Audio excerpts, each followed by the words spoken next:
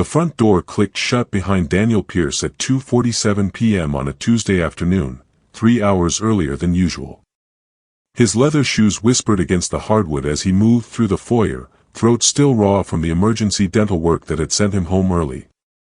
The house felt different. Wrong. A suffocating stillness hung in the air, broken only by a sound from upstairs, not quite laughter, not quite crying, that made his blood freeze. He took the stairs 2 at a time, his briefcase falling forgotten to the floor. The master bedroom door stood slightly ajar, golden afternoon light streaming through the gap. Daniel's hand trembled as he pushed it open. What he saw would shatter not just his marriage, but everything he thought he understood about trust, loyalty, and the people he loved most. His wife wasn't with his best friend. She was with someone far more unthinkable. Daniel Pierce was born on March 14, 1982, in Providence, Rhode Island, to working-class parents who taught him that loyalty was the highest virtue.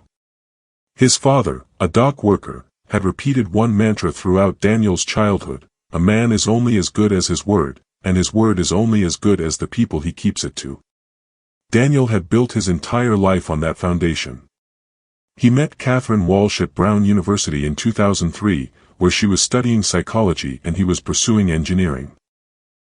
Catherine, born July 22, 1983, in Greenwich, Connecticut, came from old money, the kind that whispered rather than shouted. She had auburn hair that caught fire in sunlight and a way of listening that made you feel like the most important person in the world. They married in 2007, and by 2010, they had their son, Michael. Michael Pierce, born January 8, 2010, was the center of Daniel's universe. The boy had his mother's auburn hair and his father's determination, but he'd been born with a degenerative condition that had stolen his sight by age 7. Daniel had watched his son's world shrink to darkness, and it had nearly broken him. But Michael had adapted with a resilience that humbled his father daily. At 15, Michael navigated the world with a quiet confidence that belied his disability. Then there was James Keller, born November 2, 1981, in Boston. James had been Daniel's roommate at Brown, his best man, Michael's godfather. James was everything Daniel wasn't: charismatic where Daniel was reserved, spontaneous where Daniel was cautious. He'd never married, claiming he was married to his work as a criminal defense attorney. James visited every Sunday for dinner, never missed Michael's birthday, and had a key to their house in case of emergencies. The Pierce home sat in a quiet suburb of Providence, a colonial revival with ivy crawling up its red brick facade. Inside, family photos lined the walls: Daniel and Catherine's wedding, Michael's first day of school, the 3 of them with James at Michael's 13th birthday. Picture-perfect moments frozen in time, capturing a happiness that Daniel had believed was unshakable.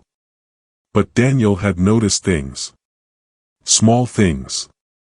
Catherine's phone face down on the counter. Her sudden interest in evening yoga classes.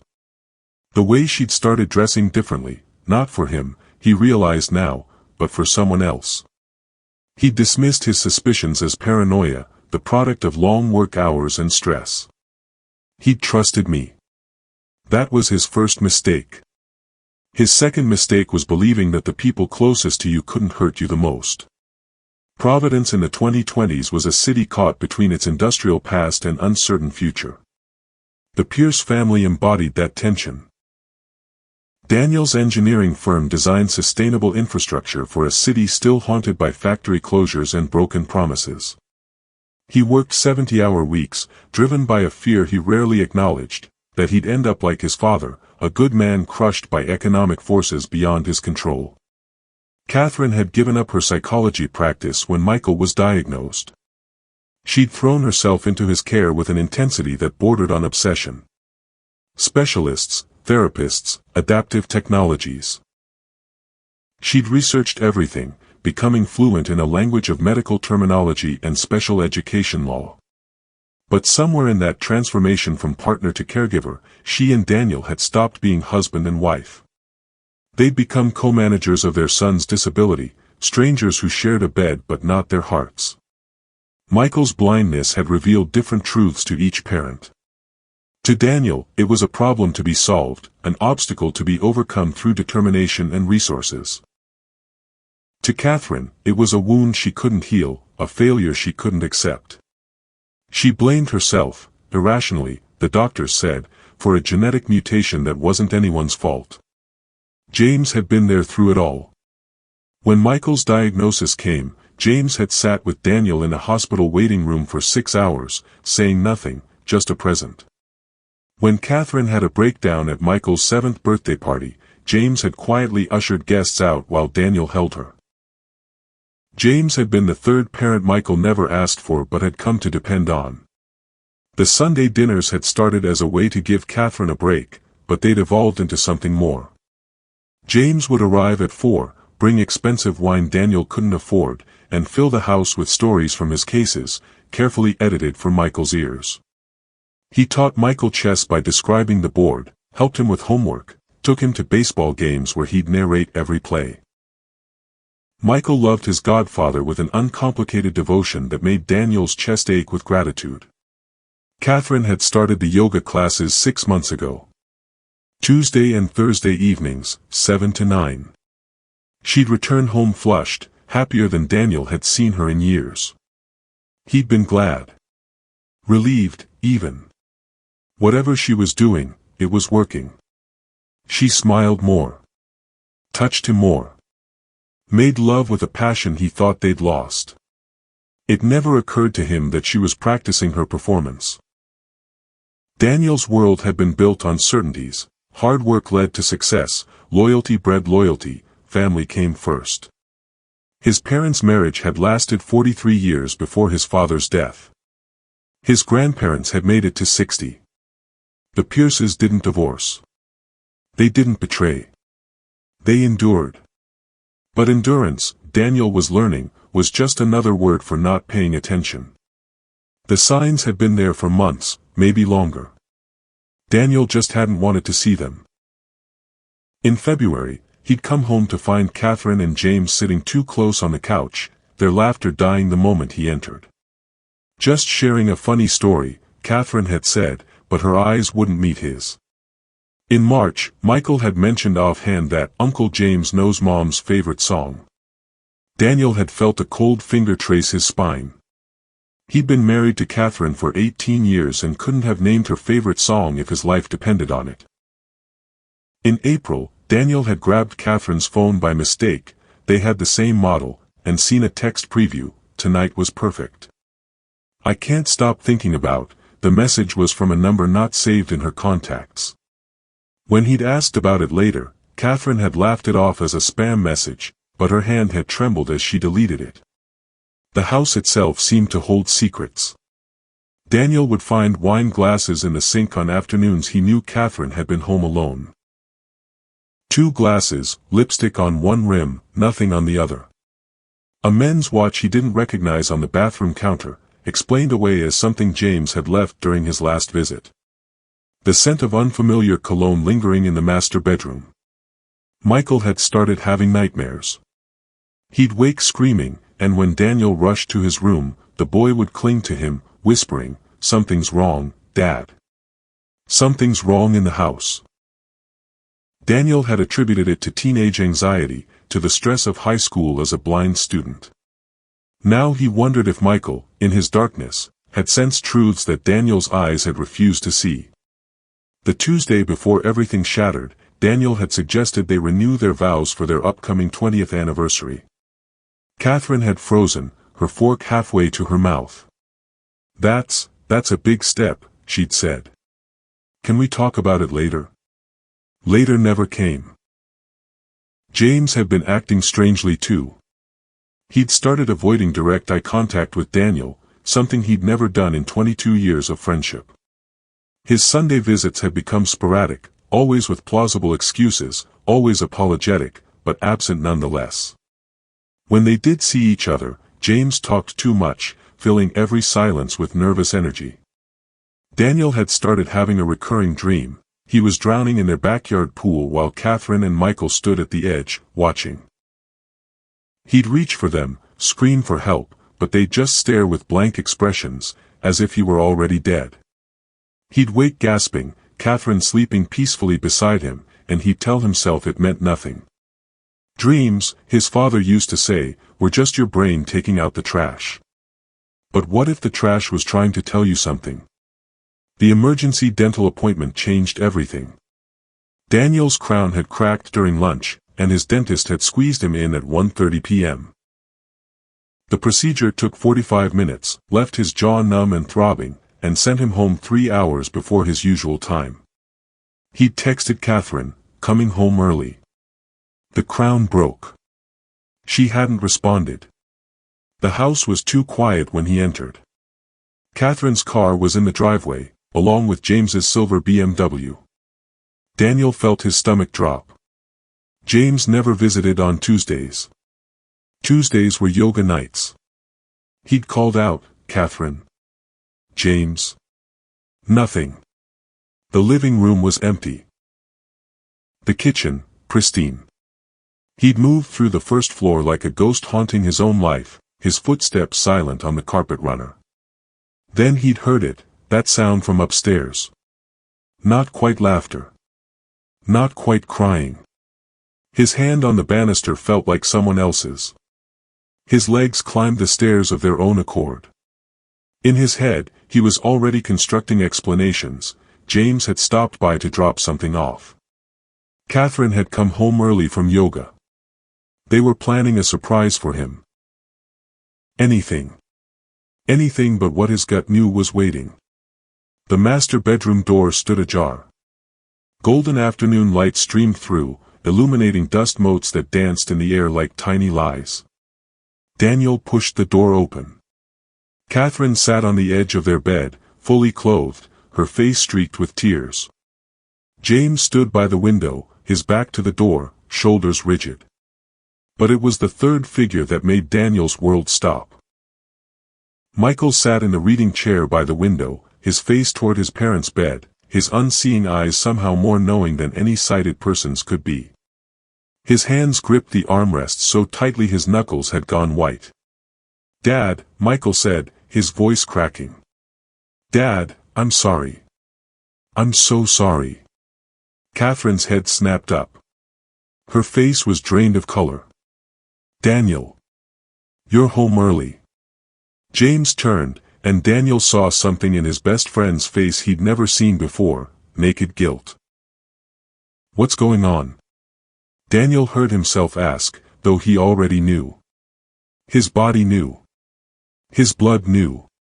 Every cell in his body was screaming the truth his mind refused to accept. "Daniel, please," Catherine started, but Michael cut her off. "I told them I was going to tell you," Michael said, his blind eyes finding his father with uncanny accuracy. "I told them I couldn't keep lying for them anymore. I heard them, Dad. I've been hearing them for months. Every Tuesday and Thursday when I get home from school early. I thought if I told Mom I knew, she'd stop. But she didn't stop. She just made me promise not to tell you." The room tilted. Daniel grabbed the doorframe for support. "Michael's been covering for us," Catherine whispered. "We didn't know he knew. Not until last week." "Covering for you," Daniel repeated, his voice hollow. "My 15-year-old blind son has been covering for you." James finally spoke. "Dan, I'm sorry. God, I'm so sorry." "Don't," Daniel said, the word like a gunshot. "Don't you dare apologize to me. Not yet. Not until you explain how you fucked my wife in my bed and made my son your accomplice." Daniel didn't explode. That would come later.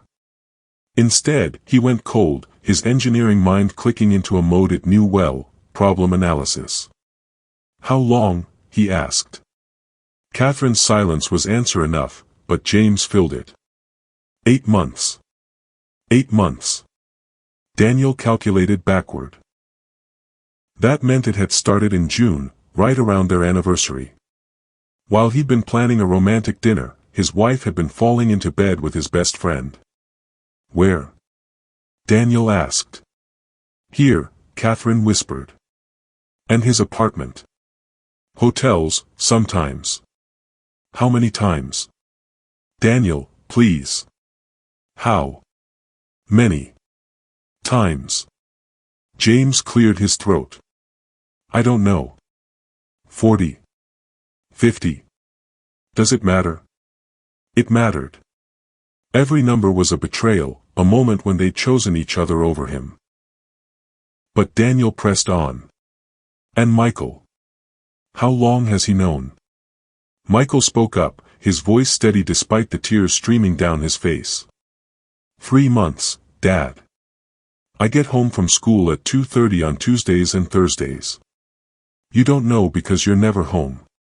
Uncle James's car is always here. I heard them the first time and I didn't know what to do. Daniel crossed the room and knelt before his son, taking his hands. Why didn't you tell me? Mom begged me not to. She said it would destroy the family. She said Uncle James was helping her through something and that they'd end it soon. She promised me it would stop. But it never stopped. Michael's face crumpled. I'm so sorry, Dad. I wanted to tell you, but I didn't want to be the one who ruined everything. Daniel pulled his son into his arms, feeling the boy's body shake with sobs. Over Michael's shoulder, he looked at Catherine. You used our son. You made him complicit in your affair. You made him choose between his parents. I didn't mean, Catherine started. You didn't mean. Daniel's voice rose despite himself. You had sex with my best friend in my home, in my bed, while our blind son was downstairs trying to pretend he couldn't hear you. And you didn't mean to hurt him. He stood, releasing Michael, and faced James. You were his godfather. You watched him grow up. You held him when he cried about losing his sight. And you made him an accessory to this? James's face was gray. I know there's no excuse. You're right. There isn't. Daniel turned to Catherine. Pack a bag. Both of you. Get out of my house. Daniel, please, we need to talk. Talk. Daniel laughed, a sound without humor. You want to talk now? After 8 months of lying? After turning my son into your co-conspirator? What's left to talk about? Over the next 2 hours, as Catherine and James gathered their things, Daniel extracted the full story. It had started innocently, they claimed. James had been helping Catherine process her feelings about Michael's disability. Coffee had turned to lunch. Lunch to dinner. Emotional intimacy to physical. They hadn't meant for it to happen. They'd tried to stop.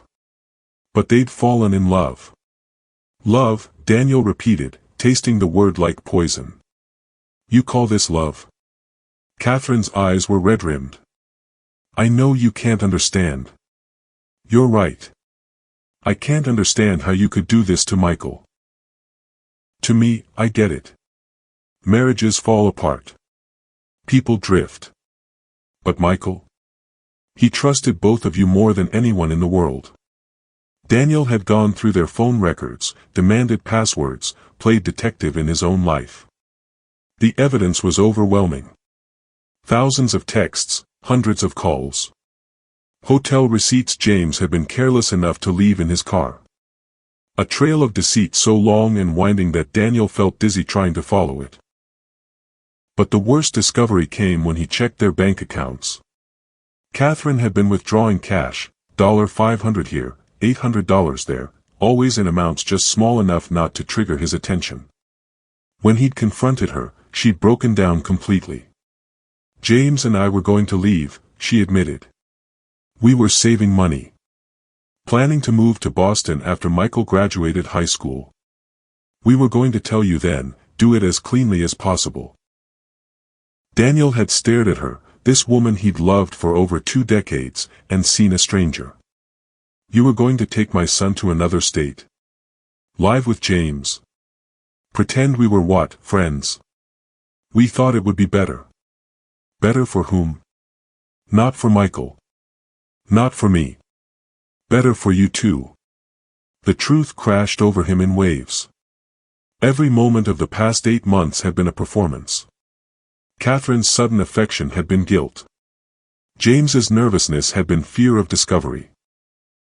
Even Sunday dinners had been a cover, a way to maintain normalcy while they planned their escape. That night, after Catherine and James had left, Daniel sat alone in his study with a bottle of scotch and his father's old copy of Marcus Aurelius's Meditations. Michael was in his room, door closed, handling his own grief. Daniel didn't know how to comfort his son when he couldn't comfort himself. He opened the book to a random page. You have power over your mind, not outside events. Realize this, and you will find strength. Daniel read the passage 3 times. Outside events. Catherine's betrayal was an outside event. James's deception was an outside event. His power lay not in controlling what they'd done, but in controlling his response. Over the following weeks, Daniel underwent a transformation that felt less like growth and more like shedding a skin he'd outgrown. The old Daniel, the one who believed loyalty was reciprocal, who trusted implicitly, died that Tuesday afternoon. What emerged was harder, clearer, more grounded in reality. He stopped drinking after the first night. Alcohol, he realized, was a path to self-pity, and self-pity was a luxury he couldn't afford. Michael needed him present and sober. He started reading Stoic philosophy obsessively, Epictetus, Seneca, Marcus Aurelius. Their words became his framework. The impediment to action advances action. What stands in the way becomes the way. His wife's betrayal had destroyed his illusions, but it had also freed him from the burden of maintaining them. He began therapy, not to process grief, but to understand his own role in the marriage's failure. Had he been absent? Yes.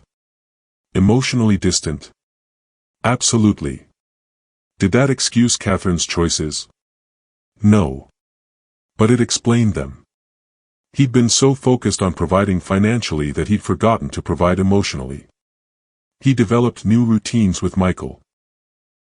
Morning runs where Michael held his elbow and they navigated the neighborhood together, evening conversations where they talked about everything except betrayal, weekends building things in the garage. Michael was healing too, but differently. The boy's trust had been violated by the 2 people who should have protected him most. That wound would take years to close. Daniel learned to sit with discomfort. When rage threatened to consume him, he didn't push it away or indulge it. He observed it, acknowledged it, and let it pass like weather. When he found himself missing Catherine, the woman he thought she was, he grieved that loss without trying to resurrect something already dead. Justice, the Stoics taught, meant giving each person their due. Catherine and James were due the consequences of their choices. But they were also due basic human dignity. He wouldn't badmouth them to Michael. He wouldn't seek revenge beyond what the legal system provided. He would simply remove them from his life as cleanly as a surgeon removes a tumor. By the end of the 2nd month, Daniel had achieved something he'd never expected: peace. Not happiness, that might never return, but a profound acceptance of what was and what wasn't in his control. The divorce proceedings moved with glacial slowness. Catherine wanted joint custody. Daniel wanted full custody, citing her involvement with Michael in her affair as evidence of poor judgment. Their lawyers circled each other like sharks, bleeding them both dry of money and dignity.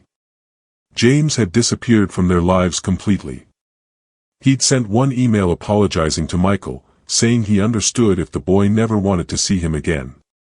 Michael had deleted it without responding. But the real confrontation Daniel was preparing for wasn't in a courtroom. It was the conversation he knew he had to have, not with Catherine or James, but with himself. He had to decide what kind of man he was going to be moving forward. The old Daniel would have sought revenge. Told Catherine's parents what she'd done. Ruined James's reputation in their social circle. Made them both pay in ways that went beyond legal consequences. That Daniel had power, the power of a wronged husband, a betrayed friend.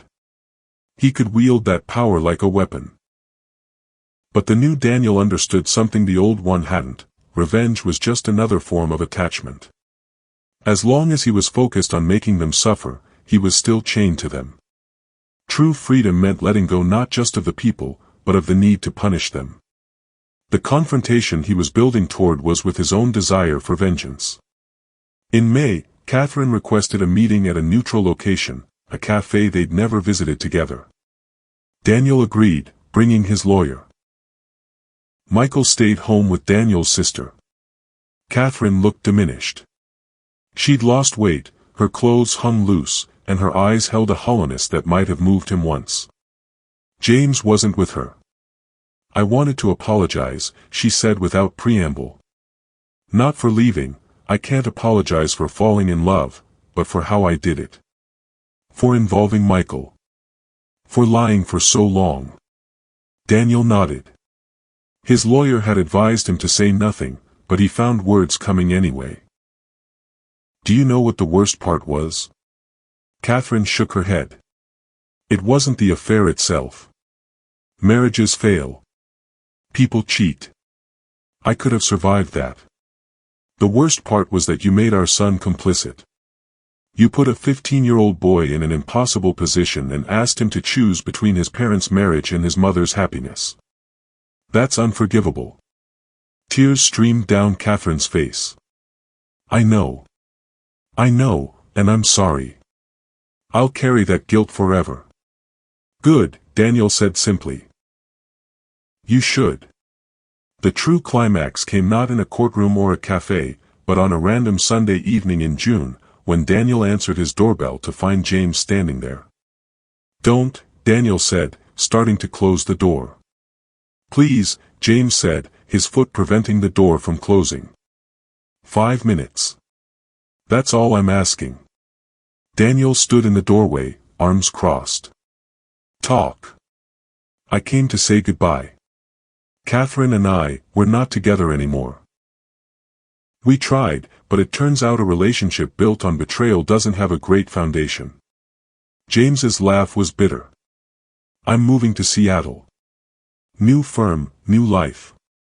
I wanted to apologize face to face before I left." "You apologized already." "Not really. I made excuses. I blamed circumstances.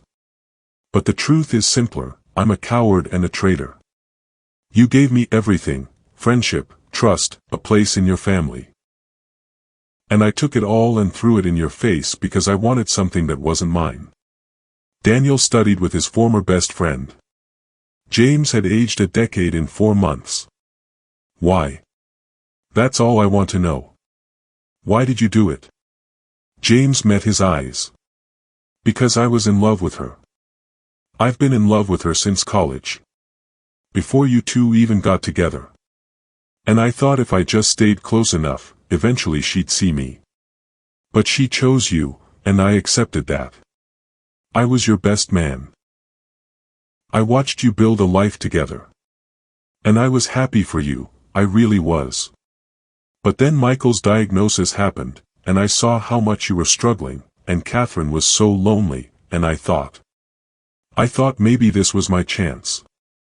Maybe if I was there for her in ways you couldn't be, she'd finally see me.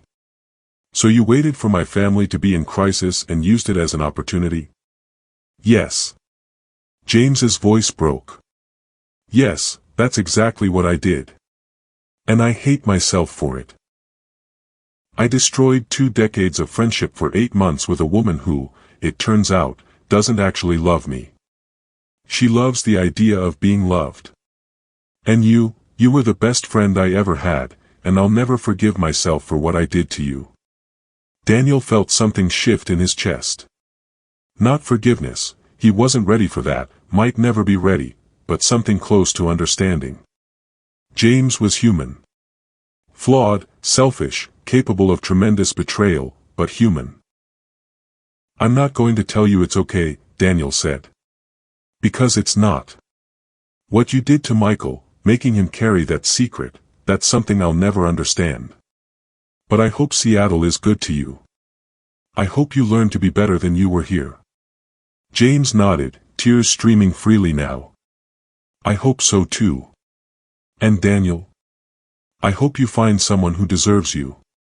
Because Catherine never did, and neither did I. As Daniel watched James drive away for the last time, he realized the confrontation he'd been building toward had already happened. It hadn't been dramatic or violent. It had been quiet and devastating, the way most real endings are. The divorce was finalized in August. Daniel got primary custody of Michael, with Catherine receiving visitation every other weekend. She'd moved to an apartment in Providence, taken a job at a local counseling center.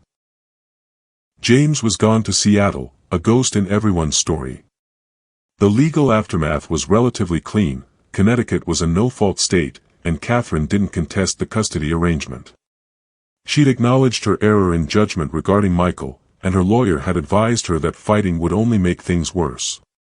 The emotional aftermath was messy. Daniel's family rallied around him. His mother came to stay for 2 weeks. His sister took Michael on weekends when Daniel needed space. Catherine's parents called to apologize, mortified by their daughter's choices. Old friends took sides or disappeared altogether, unable to navigate the wreckage. Michael started seeing a therapist who specialized in adolescent trauma. He was angry, at his mother, at James, at the situation. But he was also resilient. His blindness had taught him to adapt to impossible circumstances, and he applied those same skills to navigating his parents' divorce. "Dad," he said one night as they sat on the back porch. "Do you think Mom ever loved us? Really loved us?" Daniel chose his words carefully. "I think your mother loves you very much. And I think she loved me once. But somewhere along the way, she stopped being able to love us the way we needed. That's not an excuse, just a fact." "Do you hate her?" "No. Hate requires too much energy. I'm disappointed. I'm sad. But I don't hate her." "What about Uncle James?" "Same answer." Michael was quiet for a long moment. "I don't think I can forgive them. Not yet. That's okay. Forgiveness isn't something you owe anyone. It's something you do for yourself, when you're ready. And maybe you'll never be ready. That's okay too." Daniel rebuilt his life brick by brick. He scaled back his work hours, joined a hiking club, and took up woodworking. He learned to cook more than pasta and scrambled eggs. He dated occasionally, though nothing serious. He focused on Michael and on becoming the kind of man his son could respect. The house felt different without Catherine's presence, but not emptier. If anything, it felt more honest. The performance was over. There were no more secrets hiding in the corners. A year after the divorce, Daniel stood in Michael's room watching his son pack for a summer program at a school for the blind. Michael had grown 3 inches, his voice had deepened, and he navigated the world with a confidence that still amazed Daniel. "You know what I realized?" Michael said, folding a shirt with practiced precision. "Mom and Uncle James didn't break our family. They broke their relationship with us. But you and me? We're still a family. We're still here." Daniel felt his throat tighten. "When did you get so wise?" "I've always been wise. You just weren't paying attention." They laughed, and Daniel realized it was the first genuine laughter he'd heard in his son's voice in over a year. Later, after Michael had gone to bed, Daniel sat in his study with his father's copy of Meditations. He'd read it cover to cover 3 times now, and certain passages had become touchstones. "When you arise in the morning, think of what a precious privilege it is to be alive, to breathe, to think, to enjoy, to love." He'd lost a wife, a best friend, an illusion of perfect family life. But he'd gained something more valuable, the truth. And with truth came clarity.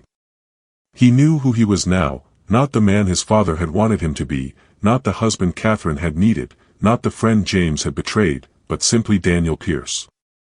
Flawed, wounded, but whole. The Stoics taught that the obstacle becomes the way. Catherine's betrayal had been the greatest obstacle of his life, but it had also been the catalyst for his transformation.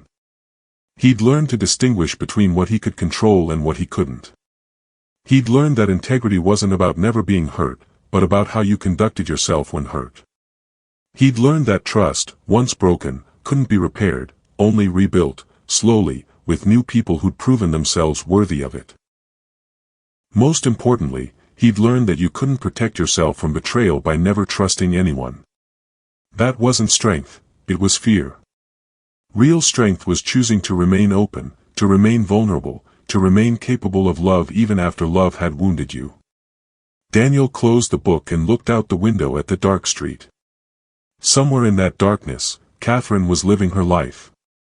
James was starting over in Seattle. They were all moving forward, carrying their wounds, learning their lessons. He hoped they'd learned them. But even if they hadn't, he had. And that was enough. What would you have done in Daniel's position? When the people you trust most betray you, do you seek revenge, or do you seek peace? And when the dust settles, how do you teach your children about forgiveness when you're still learning the lesson yourself? These are the questions that haunt every betrayal story. But perhaps the real question is this: what kind of person do you want to be when the unthinkable happens? Because it will happen. Life guarantees that. The only choice you have is how you respond. If this story resonated with you, if it made you think about trust, betrayal, and the hard work of becoming better than your circumstances, share your thoughts in the comments. Have you faced a similar betrayal? How did you survive it? What did you learn? Remember, the obstacle becomes the way. Whatever you're facing right now, it's not the end of your story, it's just the part where you discover who you really are.